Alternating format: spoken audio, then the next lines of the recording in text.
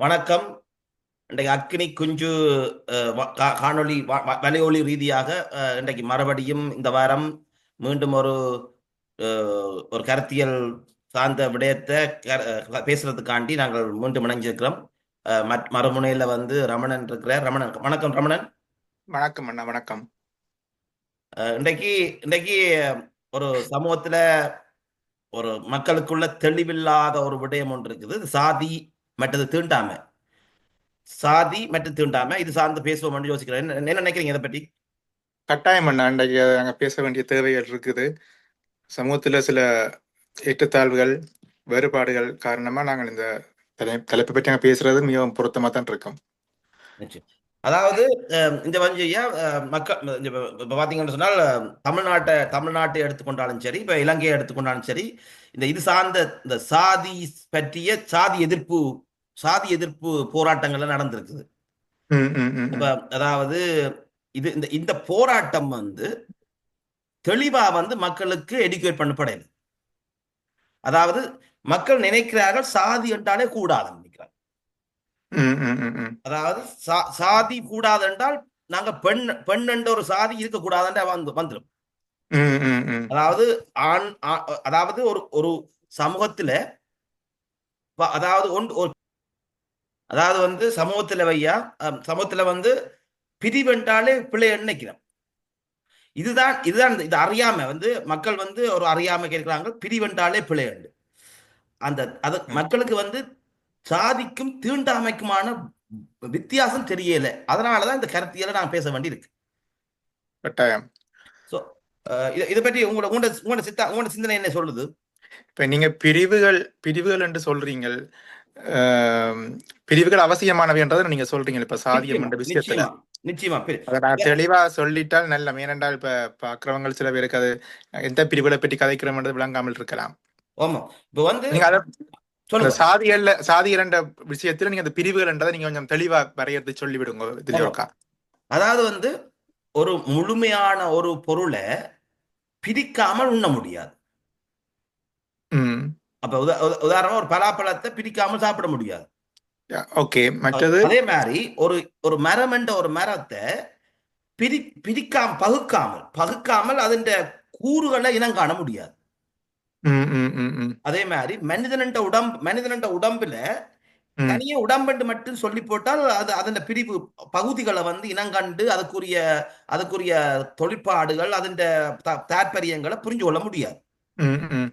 பிரிவு அவசியம். அதே மாதிரி தொழில்முறை ஒரு சமூகத்தில் இருக்கிற பல்வேறு விதமான வேலைகளை செய்யறதுக்கு ஒவ்வொரு தொழில்முறை அவசியம். அது கட்டுமானம், பல மாதிரி சொல்லலாம். சீக அலங்காரம், மரம் ஏறுறது, கிடங்கு வெட்டுறது, கிணறுகின்றது, வீடு கட்டுறது, மரம் அப்படி பல மீன் பிடிக்கிறது, விவசாயி, இப்படி பல்வேறுபட்ட தொழில். அது வந்து உடல் சார்ந்த மாதிரி தான். உடல்ல வந்து கை ஒரு பகுதியோ வேலை செய்யுது, தலை ஒன்று செய்யுது, கண் ஒன்று செய்யுது. ஒரு தொழில்முறை சார்ந்த இயக்கம்.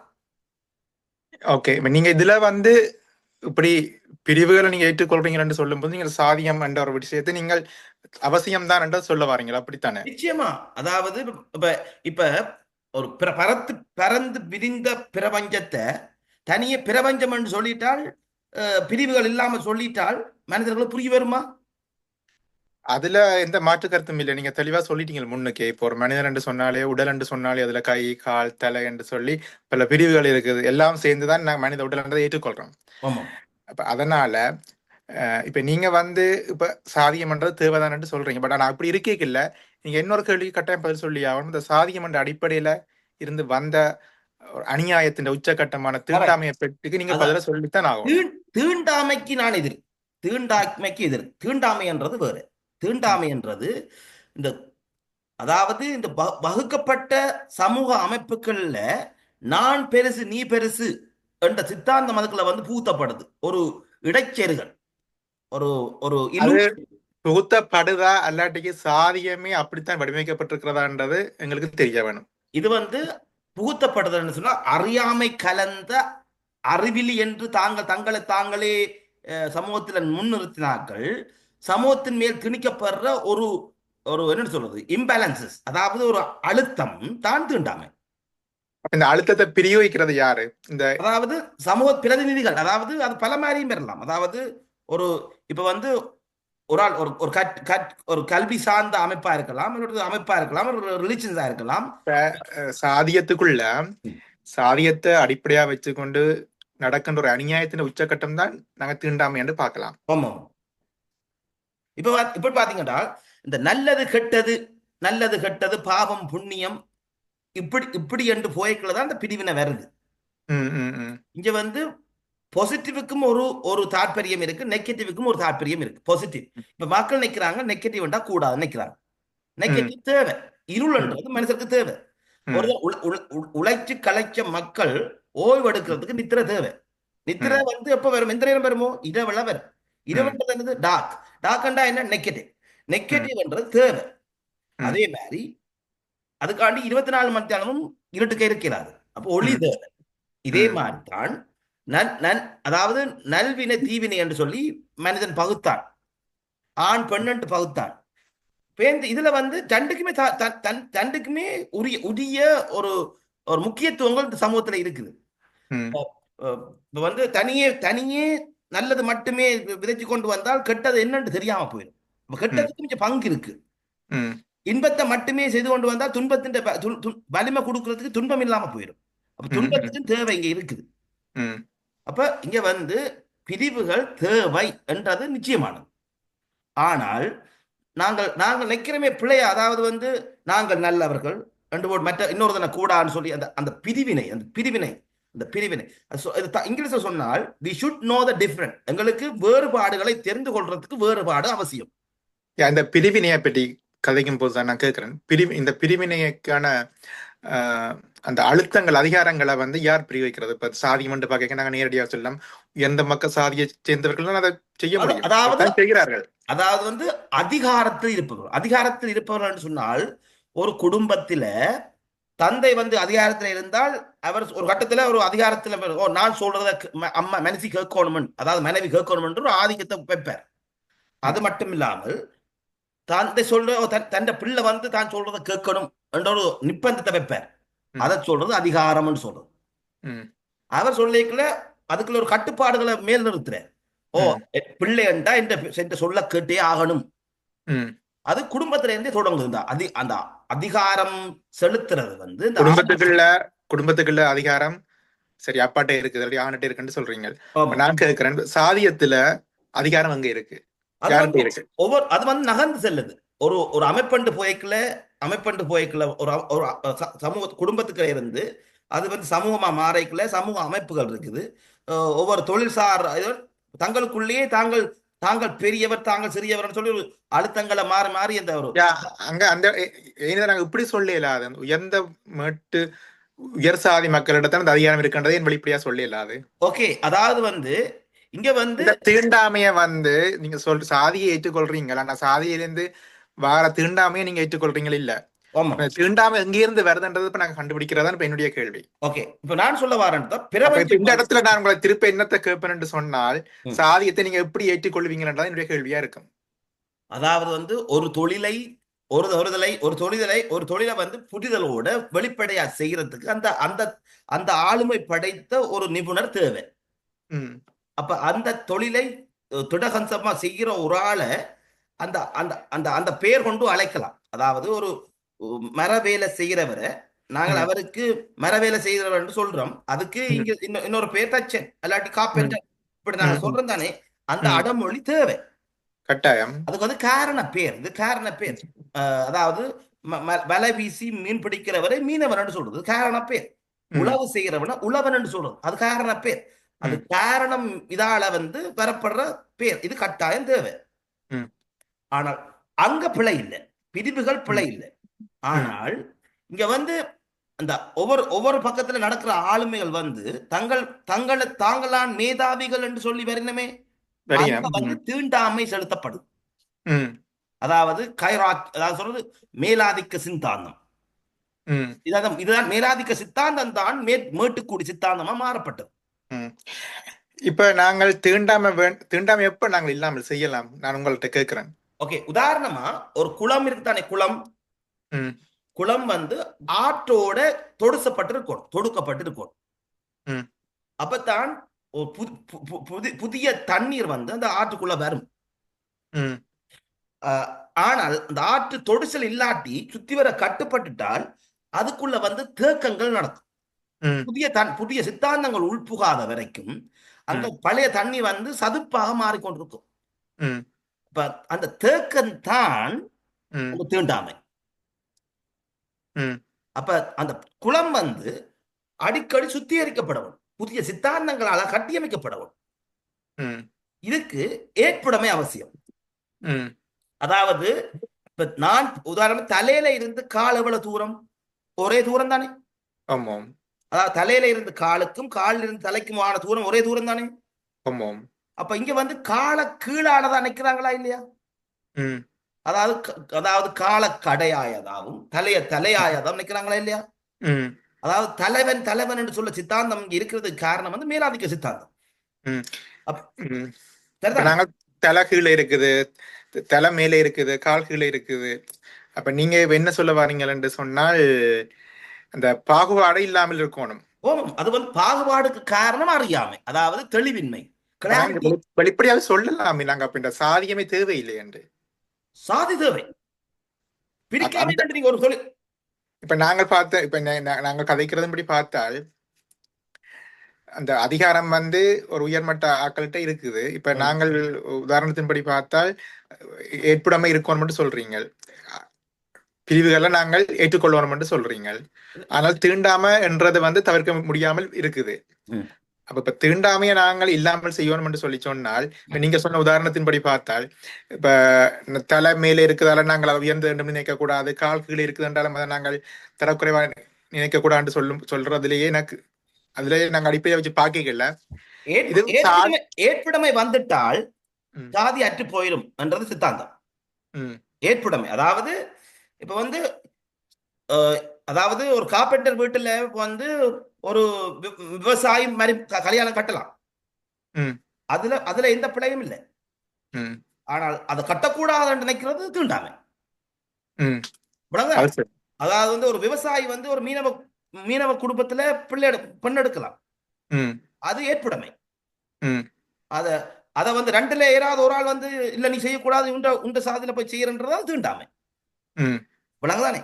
ஏற்புடைமை வந்துட்டால் அங்க வந்து சாதி அற்று போயிடும். சாதிய வெறுத்துட்டால் தீண்டாமை வரும்.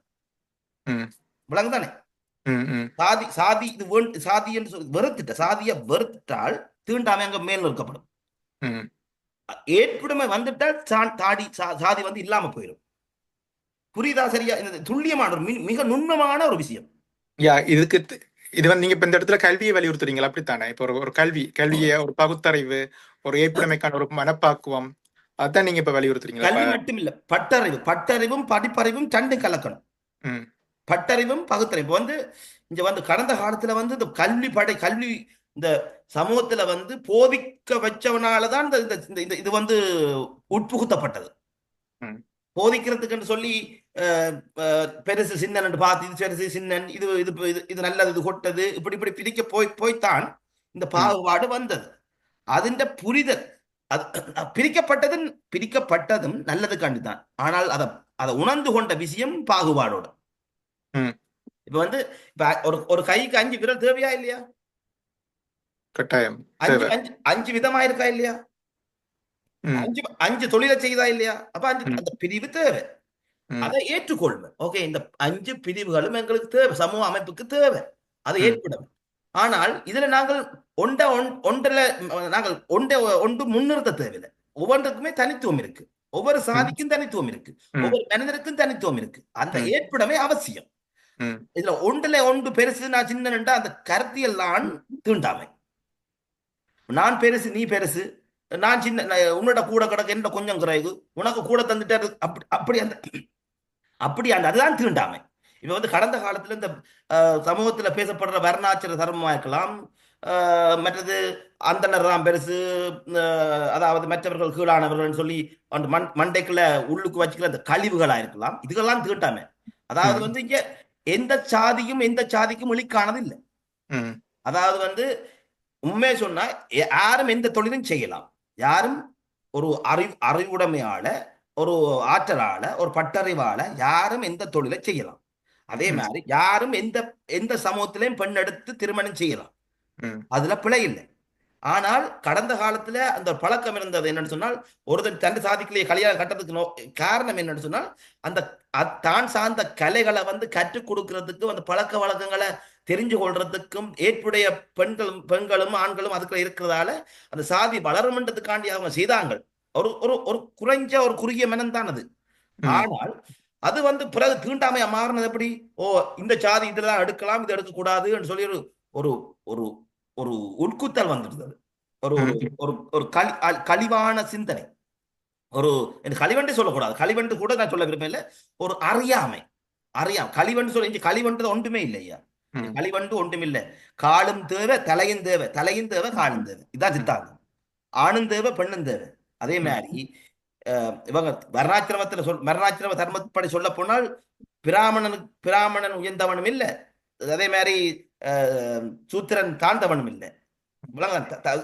அளவீடு இப்படித்தான் ஒன்றுதான். தலையும் காலுக்குமான தூரமும் காலுக்கும் தலைக்குமான தூரம் ஒன்றுதான், சமந்தான். இவ்வளவு தூரம் தாண்டி வந்தா பிறகும் ம். இன்றைக்கும் நாங்கள் இந்த சாதி அடிப்படையிலான சில ஆணவ படுகொலைகள், சாதி ஒடுக்குமுறைகள் இப்ப இந்திய சமுதாயத்துல தமிழ்நாட்டுல பாத்தீங்கன்னா அந்த சாதி சான்றிதழ்கள் இன்னமும் இது ஒரு தீண்டாமையினுடைய வடிவங்கள் தான், உச்சக்கட்ட வடிவங்கள். இப்ப இன்னும் தமிழ்நாடு நடைமுறையில தான் அது இருக்குது. தமிழ்நாடு மட்டுமில்ல, இலங்கை மட்டுமில்ல, உலகம் பூரா இருக்குது. உலகம் புறாம இருக்குது. அப்ப நீங்கள் இதுக்கு மத்தியில எப்படி நீங்கள் இந்த சாதியத்தையும் ஏற்றுக்கொண்டு அதுக்குள்ள தீண்டாமையை மட்டும் இல்லாமல் செய்யறதுக்கு என்ன முன்னேற்பாடுகளை இன்னும் நீங்கள் சொல்ல வாரீர்கள்? Very simple, very simple. யாரும் எந்த சாதிக்குள்ளையும் மறை பண்ணலாம் என்று சொல்லும் போது ஏற்புடமே வந்துட்டு உண்டு. அதே மாதிரி யாரும் எந்த தொழிலும் செய்யலாம். அதாவது பிராமணர் குலத்துல பிறந்தா மட்டும்தான் நீங்க பிராமண தொழில் செய்ய வேணும் அவசியம் இல்லை. நீங்கள் ஒரு ஆச்சார ஒரு மனசார ஒரு பூணூல் போட்டு நீங்க அந்த தொழிலை செய்யலாம். பூணூல் போடாமையும் செய்யலாம். நீங்க சொல்றது எனக்கு விளங்குது. ஆனால் எனக்கு செல்வச்சன்னதியில நடக்கிற இதுகளை நான் பார்த்தேன். நான் அங்க நடக்கிற ஆகம விதிமுறைக்கு அப்பாற்பட்ட விஷயங்கள் தானே அங்க நடக்கிறது கோவில்ல. அது ஞாபகம். ஆனால் நீங்க சொல்ற விட தூரத்துக்கு சாத்தியம் எனக்கு தெரியல. நான் இந்த நடைமுறையில் எல்லாரும் போட்டுட்டு கோயில பூஜை செய்யல சாத்தியமான விடயம். ஆனால் சமூகத்தின் ஓட வந்து உடைக்கிறதுக்கு ஆக்க தயாரில்லை. அதாவது ஒரு விதை இருக்கு தானே, விதை வந்து உள்ளுக்கு மென்மையா தான் இருக்கும். வெளிப்பக்க ஓடு இந்த ஆம ஓடு மாதிரி இருக்கும். ஆனா அதுதான் சமூகம். உள்ளுக்குள்ள இருக்கிறது ஆற்றல். அந்த வெள்ளையா இருக்கும் ஒரு விதைன்ற வெள்ளை பகுதி வந்து அதுന്റെ ஆற்றல். அது வந்து அப்பவும் வந்து அந்த வெளியில இருக்கிற ஓட வந்து உடைச்சு கொண்டு வந்தா தான் அது மரமா மாறும். சித்தாந்தம் என்றது, புது சித்தாந்தம் என்றது அந்த விதைக்குள்ள அடப்பட்ட அந்த வெள்ளை கரு மாதிரி இருக்கு. ஆனா சமூகம் வந்து ஓடு மாதிரி இருக்கு. அதை உடைச்சு கொண்டு வந்தே தீரணும். நீங்க ஒரு மாபெரும் சமூக புரட்சிக்கு வித்துடுறீங்க. அதுதான் இப்ப தனிமனித புரட்சி என்றதுதான். ஆனா இப்பத்த நடைமுறையில நாங்கள் ஒரு வேப்ப மரத்தை வேணும்னா நாங்கள் சாமியா வச்சு பூசை செய்துட்டு போயிடலாம். இப்ப போய் ஒரு ஒரு ஒரு பிராமணர் இல்லாத ஒரு ஆக்கள் பூசாரியா வரணும்டா ஒரு வேப்ப மரத்துல பூசை செய்துட்டு போயிடலாம். ஒரு ஆலமரத்துல சிலையை வச்சுட்டு கும்பிட்டு போயிடலாம். ஆனா ஒரு பிராமணரா ஒரு ஆகம முறைப்படி என்று பார்த்தால் அது ஒரு புரட்சிக்கு பிறகுதான் இது சாத்தியமாகும். இல்லதான் புரட்சி என்றது எப்படி அவன் தொழில போய் இண்டகம் வைக்கிறதா இல்ல. நாங்கள் விரும்பினால் ஒரு கோயிலை கட்டி இல்லாட்டி நாங்கள் ஏன் பூணுலையும் போடலாம். பூணுலையும் போட்டு நாங்கள் வேதத்தையும் படிக்கலாம். அதே நேரம் தமிழ் தோத்திரங்களையும் செய்யலாம். பூணூல போட்டு செய்யணும், பூணூல் போடாமலே செய்யலாம். எப்படி இல்ல நான் சொல்றேன் என்ன காரணம், அதை சொல்ல வேண்டிய காரணம் சொன்னால் இப்ப நாங்கள் அவர்கள் நினைக்கிறார்கள் இப்ப பூணூல் போட்டதான் ஐயர் அந்த சித்தாந்தத்துக்காண்டி நான் சொல்லுறேன். அப்ப அது என்னடா அடையாளங்கள், சமூக அடையாளங்களை தான் இங்க உலகம் நம்புது. அதாவது முகக்கவச்சி மாதிரி, ஒரு கோட் ஷூட் மாதிரி, ஒரு வேட்டி சட்டை மாதிரி, பூநூல்கள், பட்ட திருநூறுகள், பொட்டுக்கள், கழுத்துல கமண்டலங்கள், இதுகளைத்தான் சமூக அடையாளங்களா சமூகம் இருக்குது, ஏற்றுக்கொள்ளும். அப்ப சில இடத்துல வந்து இந்த சமூகத்துல புரட்சி செய்ய வேணுமா இருந்தால் சில அடையாளங்களை நீங்க தரிக்கணும், அதே நேரம் தூக்கி எறியவும் வேணும். சமூக குறியீடுகள் ஒன்று இருக்கிற கட்டத்திலேயே இப்ப பூணூல் ஒரு குறியீடு, வேப்பமரம் ஒரு குறியீடு, இப்படி ஒன்றும் இருக்கிற கட்டத்திலேயே அங்க ஒரு ஒரு அடுக்கமைப்பு தான். அது இன்னருக்குத்தான் இது இந்த குறியீடு, இன்னருக்குத்தான் இந்த குறியீடுன்ற மாதிரி இல்ல. அப்படி இல்லை. அது இவர்கள் தாங்களுக்கு தாங்களே சும்மா போட்டுக்கொண்ட ஒரு அறியாம கோட்பாடுகள். இங்க வந்து இப்ப வந்து ஒரு ஒரு சிப்ப ஆசாரியும் பூணூல் போடலாம். அதே மாதிரி ஒரு மரண வீட்டுக்கு அஹ், கிரியை செய்யறவரும் பூணூல் போடலாம். அதே மாதிரி ஒரு என்னன்னு சொல்றது பவுன் வேலை செய்யறவரும் பூணூல் போடலாம். ஒரு ஒரு சைவ சிவனடியாரும் போடலாம். பூணூல் போடுறது பிரச்சனை இல்லை. ஆனால் கடந்த காலத்துல இந்த பூணூல் போடுறதே ஒரு ஒரு என்ன சொல்றது ஒரு சம்பிரதாயமா வச்சு கொண்டாங்க. அதை சரி, போட்டா நான் இப்ப எனக்கு என்ன கேள்வி இதுதான். பூணூல் உண்மையில எதுக்காக போடுகிறோம்? தாங்க பிராமணன்றதுக்கான ஒரு குறியீடா, இல்லாட்டிக்கு அவையோட சமூகத்துல அந்த அவர் வந்து அந்த சமய தீட்சையில பெற்றுட்டாருன்றதுக்கான ஒரு குறியீடா? இல்ல அதாவது அந்த அந்த சமய தீட்சையை பெற்றதுக்கான அடையாளம் தான் அந்த பூணூல். ஓ. பட்டது இப்ப வந்து அது ஒரு ஒரு ஒரு குளத்துல வந்து அந்த இது வந்து ஒரு வழக்கமா அது கிறிஸ்தவ சமயத்துல வந்து ஞானஸ்தானம் கொடுக்குற மாதிரி பிராமண சமூகத்துல வந்து இந்த பூணூல் சடங்கு ஒன்று நடக்கும். ஆ. அப்ப அப்ப பூணூல் போட்டதால அவர் பெரிய பட்டறிஞ்ச ஒரு மேதை இல்லை. அவர் வந்து ம். அந்த வாசலுக்குள்ள என்டர் பண்றார். ம். அதாவது தான் இந்த வேத வேத ஆகம முறைகளை தெரிஞ்சு கொள்றதுக்கான ஒரு பாதையை திறக்கிறார். ம். ம். ஆனால் அவர் பெரிய மேதாவி இல்லை. இங்க பூணூல் போட்டவர் எல்லாம் மேதாவியும் இல்லை. ம். அதே மாதிரி ஒரு டாக்டரேட் முடிச்சவன் பண்ணலாம், பெரிய பட்டறிஞ்ச பெரிய படிச்சவனும் இல்லை, பண்டிதனும் இல்லை. ம். ம். அப்ப இங்க வந்து எல்லாமே குறை அறிவு தான் நடக்குது. குறை ஞானம் தான் இவர்கள்ட்ட இருக்குது, முழு அறிவு இல்லை. ம். அந்த குறை அறிவை வச்சு கொண்டுதான் மக்களை மனுப்புலேட், அதாவது ஒரு திரிவுபடுத்தி ஒரு கதையை திரிவுபடுத்தி இல்லாட்டி தங்களுக்கு வாய்க்கு வந்ததை போட்டு சரி அல்லது ஒரு புனைக்கதைகளை சரி ஒரு திரிமானம் பண்ணி தான் ஒன்று கற்பிக்கப்படுது. ம். ம். இவ்வளவுதான். இப்ப அம்மா வந்து ஒரு பிள்ளைக்கு சாப்பாடு தீத்துற மாதிரி, ஓங்க நிலா வருது பேய் வருது இப்படி அப்படி சொல்லி தீத்துற மாதிரி இப்படித்தான் ஒவ்வொரு ஒரு கருப்பொருட்களும் வந்து தெளிவின்றி தீட்டப்படுது. ம். இத அந்த பிள்ளையும் வந்து நம்பிடுது. ஒரு ம். காலப்போக்குல நம்பிடு. ஓ நிலா வந்து நிலா தானே சொல்றது. ஸோ இப்படித்தான் இந்த கடந்த கால அறிவு வந்து அதாவது மறைஞானத்தில் இருந்து அதாவது ஒரு ஒரு ஒரு குறைஞ்சு கொண்டு வர்றது, குறைஞ்சு கொண்டு வந்து இப்ப குறைஞ்சே போச்சு நிறையவே. அப்ப ம். மனிதர்களுக்கு தெளிவில்லை. இப்ப வந்து இப்ப தமிழ்நாடுன்றது ஒரு படிச்ச சமூகம் இருக்கிற ஒரு நினைப்பு இருக்கு ஆக்களுக்கு. இங்க ஈழத்திலேயும் அப்படித்தான். ஆனால் அது சாதிக்கும் தீண்டாமைக்குமான வித்தியாசம் அவர்களுக்கு தெரியும். இவர் நினைக்கிறார் என்ன, சாதிய வெறுத்தா தீண்டாமைய ஒழிக்கலாம்னு நினைக்கிறார். சாதிய வெறுத்து தீண்டாமையை ஒழிக்க முடியாது. ம். இதை ஏன் அப்படி இவன் நினைக்கிறோம்னு சொல்லி சொன்னா, சாதியம் என்ற ஒரு அமைப்பினுடைய ஒரு ஒரு அநீதி, அந்த அநீதின்ற சாதிய அமைப்பினால வர அநீதின்ற ஒரு உச்சக்கட்ட வடிவம் தான் தீண்டாமை.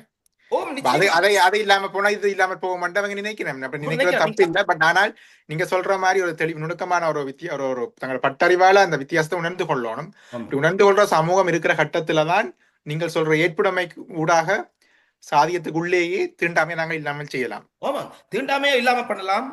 ஏற்படுமை வந்துட்டா சாதியும் இல்லாம போகும் ஒரு கட்டத்துல. ம். ஆனால் அதுக்கு சாதிய வெறுத்து தீண்டாமையே இல்லாம பண்ண முடியாது. ம்.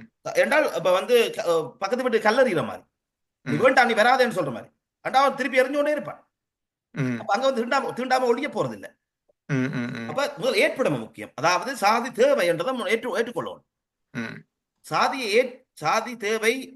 அவனுக்கு அவன் அவன் எனக்கு அவன் தாழ்ந்தவன் அல்ல, நானும் அவனுக்கு தாழ்ந்தவன் இல்லை, நாங்க ரெண்டு பேரும் சமன் சமன் சரி சமன் ஏற்புடைமை வந்துட்டு. தீண்டாமை தீண்டாமை இல்லாத ஒரு அநீதி இல்லாத கட்டத்துல சாதி ஏன் தேவை எங்களுக்கு? தீண்டாமே இல்லை என்று ஆன பிறகு ம். பிறையன் இந்த சாதியம் அந்த பிறகு அப்படிப்பட்ட ஒரு சாதியத்தை நாங்க பிறையன் தானா வந்து சைலண்ட் ஆகப்படும். தானா மௌனிக்கப்படும். மௌனிக்கப்படும். தானா மௌனிக்கப்படும். அங்க வந்து கிளாபரேஷன், அதாவது உறவு உறவு வலுப்படும். அதாவது நான் உங்களோட வீட்டுல கல்யாணம் கட்டலாம், நீங்க என்ன வீட்டுல கல்யாணம் கட்டலாம், நான் அவற்ற வீட்டை கல்யாணம் கட்டலாம். வெள்ளை வெள்ளை கருப்பு பிரவுன் இப்படியான பாகுபாடுக்கு அங்க அங்க இருக்காது. அப்ப இப்ப பார்க்கும்போது இந்த தீண்டாமைய நிகழ்த்தோணும் ஒரு குறிப்பிட்ட சமூகத்தினர் ஒரு ஒடுக்குமுறைகளை வச்சுக்கொள்ள மண்டக்காகவே இந்த சாதியத்தை இப்பவும் கையில் எடுத்துக்கிறார்கள். அதாவது கைராக்கியன்னு சொல்றது இந்த மேலாதிக்க வர்க்கம். நான் பெரியவன், நான் படிச்சவன், நான் நான் பதவி உள்ளவன், நான் பட்டம் உள்ளவன், நான் சொத்து உள்ளவன், சோ எனக்கு என்ன தகுதி, உனக்கு என்ன தகுதி இருக்குன்றது ஹைராக்கிக்கல் திங்கிங்னு சொல்றது மேலாதிக்க சித்தாந்தம். இது வந்து எல்லா சமூகத்திட்டையும் இருக்கு. இது வந்து தனியே இந்த படிச்சவன்கிட்ட மட்டும் தான் இருக்குன்னு சொல்லுவது, பணம் உள்ளவன்கிட்ட தான் இல்லைன்னு இல்லை, ஒவ்வொரு வீட்டுக்கே இருக்குது. அதை ஏற்றுக்கொள்றீங்களா? வீட்டுக்குள்ளேயும். ஆமாம். அப்ப ஒரு அப்பா அப்பா நினைப்பார் அம்மா வந்து தன் சொல்ல கேட்டுதான் நடக்கணும்னு நினைக்கிறது. ம். அது மேலாதிக்கமா இல்லையா? கட்டாயம் மேலாதிக்கம் தான். அதே மாதிரி அம்மா அம்மா அம்மா சில வீட்டுல அம்மா அது மேலாதிக்கமா ஆணாதிக்கமா? ஆணாதிக்கம் மேலாதிக்கம் எல்லாம் ஒன்றுதான். சரி சரி. மேலாதிக்கம் அது வெவ்வேறு பேர் ஐயா. அதாவது ம். அந்த ஓர் நாமம் ஓர் ரூபம் ஒன்றும் இல்லாக்கு ஆயிரம் திரு அதே மாதிரி அந்த ஒரு ஒரு பொருள் கிளவிகள் அனுப்பிகள். ம். அதாவது ஆணாதிக்கமா இருக்கலாம், பெண்ணாதிக்கம் என்ன? பெண் நிற்கிறாள், பெண் நிற்கிறாள் என்று ஆண் வந்து தனக்கு தன் சொல்ல கேட்கணும்னு நினைக்கிறான். ம். அதே மாதிரி தாயின் தந்தை இன்னைக்கு நம் பிள்ளைகள் தங்க சொல்ல கேட்கணும்னு சொல்லி அது ம். ஆனா அது வந்து ஒரு மேலாதிக்கமா இல்லையா? மேலாதிக்கம். அப்ப ஒவ்வொரு சமூகத்திலும் ஒரு குடும்பத்துல மட்டுமில்ல மற்றது மூத்தவன் இளையவன்றது மேலாதிக்கம் இருக்குது. ம். இப்ப எங்கட சொல்ல ஒரு ஆள் கேட்கறதுக்கு ஒரு ஆள் இருக்கணும் என்று நாங்க நினைக்கிற அந்த நினைப்பு தான் ஆமா இந்த சாதியத்திலையும் இருக்கு. இப்ப தங்களுக்கு கொஞ்சம் குறைவான ஆட்கள் இருக்கணும், கொஞ்சம் சாதி அடிப்படையில் தாங்கள் அதிகாரம் கூடின ஆட்கள் அதிகாரம் குறைஞ்ச அதிகாரத்தை பிரயோகிக்கிறதுக்கு அந்த இயல்பு மனிதர்களுக்கு இயல்பாக இருக்கிற அந்த இயல்பும் ஒரு காரணம் இந்த சாதியம் இப்பவும் நிலைச்சிருக்கிறதுக்கு. ஆமா. இப்ப வந்து இத கடந்து போகலாம். கடந்து போறதுக்கு மிகவும் மிகவும் ஒரு ஒரு சின்ன சின்ன ஒரு அரும்பான ஒரு முளை தான். அதாவது ஏற்புடைமை. ம். அதாவது பெரியவர்கள் நினைக்கணும், சின்னவனிட்டையும் போயிருந்து கதை கேட்கலாம்னு நினைக்கணும். ம். அதாவது பேரண்ட்ஸ் நினைக்கணும், தாங்கள் பிள்ளைகள்டையும் வந்து அரைகுறை கேட்கணும், பிள்ளைகள்டையும் இருந்து படிக்கணும்னு யோசிக்கணும். அதே ம். மாதிரி பிள்ளைகளும் யோசிக்கணும், நான் கொஞ்சம் வளர்ந்துட்டால் பேரண்ட்ஸே மதிக்கணும் யோசிக்கணும். அதே சரி, இப்ப மாதிரி சாதியத்துக்குள்ள இந்த ஏற்புடைமை எந்த பக்கத்துல இருந்து நீங்க கூட எதிர்பார்க்கறீங்க? அது வீட்டை அதிகாரத்தை பிரயோகிக்கிற மக்கள்கிட்ட இருந்து எதிர்பார்க்கறீங்களா, அதிகாரம் இல்லாமல் தாழ்த்தப்பட்ட மக்கள்கிட்ட இருந்து எதிர்பார்க்கறீங்களா? இது வந்து இது எல்லார்ட்டையும் எவ்ரி சிங்கிள் அதாவது ஒவ்வொரு டைமே பாருங்க. அதாவது இது வந்து தனி மனிதன்கிட்ட இருந்து ஆரம்பிக்கணும். ம். தனி மனிதன்கிட்ட இருந்து ஆனா நான் சாதியத்தை இல்லாமல் செய்யணும், தீண்டாமையை ஒழிக்கணும்ன்றதுல ஆர்வமா இருக்கிறது தாழ்த்தப்பட்ட மக்கள் தான் கூட ஆர்வமா இருப்பினம். ஓமம் அப்ப அவை எப்பவுமே தயாரா இருப்பினம் அந்த ஏற்புடைமையை ஏற்றுக்கொள்றதுக்கு. ஆனா அதிகாரத்துல இருக்கிறார்கள், இப்ப தங்களை உயர்ந்த மேட்டுக்குடி என்று நினைக்கிற அந்த மக்கள்கிட்ட அந்த எண்ணம் சிந்தனை இருக்கா? அது நீங்க சொல்லலாம். அதாவது வந்து அவர்கள் எதிர்பார்ப்போட இருக்கிறார்கள் மேல் எழுறதுக்குன்னு சொல்லி ஆமா. இருந்தாலும் அவர்களுக்குள்ளேயே தங்களுக்குள்ளேயே சாதிக்குள்ள முரண்படுறாங்க. அதே மாதிரி அதுக்கு தங்களுக்குள்ளேயே மேலாதிக்க சித்தாந்தத்துக்குள்ள முரண்படுறாங்க. இப்ப உதாரணமா சாதிக்குள்ளே இந்த அதாவது இந்த இந்த அழுத்தத்துக்குள்ள இருந்து வெளியில வரணும்னு நினைக்கிறவர்கள் நாங்கள் மேலாதிக்கம் என்ற ஒரு மேலாதிக்க தன்மை என்ற விஷயத்தை நாங்கள் குடும்பத்துக்குள்ள கதைக்கிறதுக்கு அது ஒரு வேறு விதமா இருக்கும், தனிப்பட்ட குழுக்களுக்கு இடையில கதைக்கிறது வேறு விதமா இருக்கும். பட் நாங்கள் சாதியத்துக்குள்ள கதைக்கல எப்பவுமே தாழ்த்தப்பட்ட மக்கள் தங்களுக்கு தீண்டாம இருக்கக்கூடாது, சமத்துவமா இருக்கணும்ன்றது ஆர்வமா இருக்கணும். ஆனா இதே எண்ணம் சிந்தனை மேட்டுக்குடி மக்கள்கிட்ட இருக்கா, அது அதிகாரத்தை பிரிவிக்கிற மக்கள்கிட்ட இருக்கான்றதை நான் கேட்கிறேன். இல்ல நான் இதுல அதாவது வந்து சார்ந்து பேச மாட்டேன். இதுல நிச்சயமா சொல்றேன். இந்த பூமியில இருக்கிற ஒவ்வொருத்தருடையுமே இந்த மேலாதிக்க சித்தாந்தம் இருக்குது. ம். என்னட்ட இருந்தது. ம். நான் அதை கழட்டி போட்டுட்டேன். ம். அதாவது நான் அது வந்து இப்ப வந்து ஒரு கட்டத்துல என் மகள் என்ன லிசன் பண்ணணும்னு நான் நினைச்சால் அது மேலாதிக்கம் தான். ம். என் மனைவி என்ன லிசன் பண்ணணும்னு நினைச்சா அது மேலாதிக்கம் தான். அப்ப ம். இங்க களையாமல் அங்க களையப்படாதுன்னு சொல்றேன். ம். அதாவது தனக்குள்ள திருத்தாமல் தன்னைத்தானே திருத்தாமல் சமூகம் தானா திருந்தாத நினைக்க கூடாது. ம். விளங்குதான் சொல்றது. முதல் ம். என்ன குளிப்பாட்டணும், முதல் என்ன அவிக்கணும். என்ன ம். அவிக்கத்தான் சுத்தி வர உள்ள அரிசி அவியும். ம். நான் என்ன ஒரு அரிசியை நினைக்கிறேன்னு சொன்னால் முதல் என்ன நான் அவிக்கணும். அவிச்சால் என்ன சுத்தி உள்ளதா அவியும், பேருந்து அதை சுத்தி உள்ளதா அவியும். இதுதான தன்னைத்தானே திருத்திக்கோ சமூகம் தானா திருந்து மட்டும்.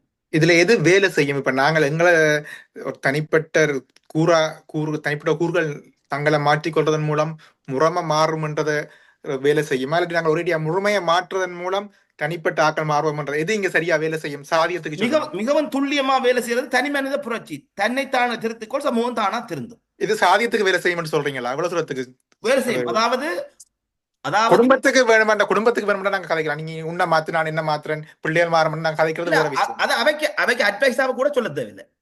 உன்னை மாத்து நான் என்ன சொல்லவே தேவையில்லை. எங்களை மாத்தினாலே போதும், எங்கள்ல இருந்து எனர்ஜி மாறி அவைக்கு போகும். கட்டாயம். பட் இது சாதியத்துக்கு வேலை செய்யுமா? அதுதான் வேலை செய்யும். அதாவது தனி மனிதனிடம் இருந்துதான் சமூகம் பிறகுது. தனி மனிதன் வந்து ஒரு குடும்பத்தை விஸ்தரிக்கிறான். அந்த குடும்பம் வந்து இன்னும் பல குடும்பங்களை விஸ்தரிக்குது. அந்த குடும்பம் வந்து சமூகமா மாற்றப்படுது. சமூகம் வந்து பல கிளைகளை உருவாக்கி அது சாதிகளா பிரிக்கப்படுது. விலங்குதான் சொல்றது. அப்ப தனி மனித புரட்சியின் மூலம்தான் இங்க எதையும் சாத்தியப்படுத்த முடியும்.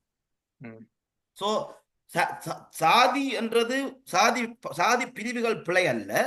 சாதி பிரிவுகளை இல்லாம பண்ணலாம். அதுக்கு சாதி ஏற்புடைமை முக்கியம். சாதி ஏற்புடைமை உருவாக்கிவிட்டால் தீண்டாமை அங்க இல்லாம போகும். தீண்டாமை இல்லாம போது பாகுபாடும் பிரிவினையும் இல்லாம போயிடும். அதாவது ஏகம் அநேகமாகும், அநேகம் ஏகமாகும் என்ற தத்துவம்.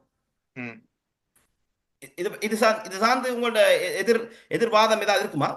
கட்டாயம். நீங்க இப்ப தத்துவமாகத்தான் இருக்கும். பட் ஆனா நடைமுறைன்றது தத்துவத்தை மாதிரி இருக்காது.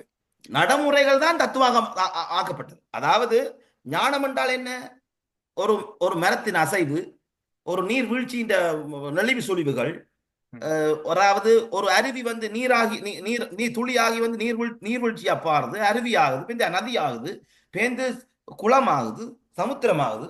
அதாவது பல்வேறு பகுதிகளை அடையும் போது வெவ்வேறு பரிணாமப்படுது. அதே மாதிரி ஒவ்வொரு அணுக்கும் ஒவ்வொரு அறிவு நுணுக்கங்கள் இருக்கு. அத புரிதல் முறை. இதுதான் ஞானம் என்று சொல்லப்படுது. அப்ப ஞானம் தான் தத்துவம். இப்ப நீங்க சொன்னீங்க நடைமுறைகள் தான் தத்துவம் என்று சொல்லி. ஆமாம்.